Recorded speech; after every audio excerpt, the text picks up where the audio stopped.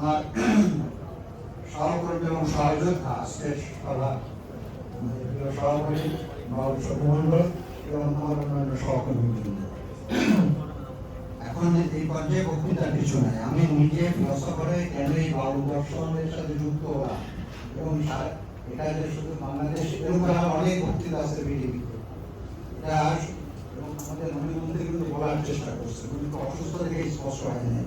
এটা কিন্তু বাউল দর্শনে বা লালন দর্শনে বা আমাদের লোকায়ত দর্শনের কথাগুলো বলা হয়েছে। I am speaking with this knowledge and authority.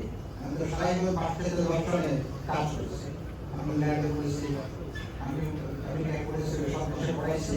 আমি তখনই বলতেছি যে তাদের থেকে অনেক হাজার হাজার বছর আগে আমাদের এখানে এই যে একটা সম্প্রীতির দর্শন, সবাইকে যেটা আমরা এখন বলি দর্শন, ইনক্লুসিভ সোসাইটি, এটা কিন্তু আমাদের দেশের এবং যেটা আমাদের মন্ত্রীবৃন্দ বলার চেষ্টা করছে।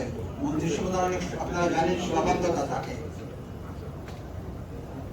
এবং আমি ক্যাপ্টেন বাসের ভাইস চ্যান্সেলর ছিলাম। আমার এখন আমি রিজাইন করে দেবো, তাহলে আমি পরিপূর্ণ শান্তি পেতে পারবো।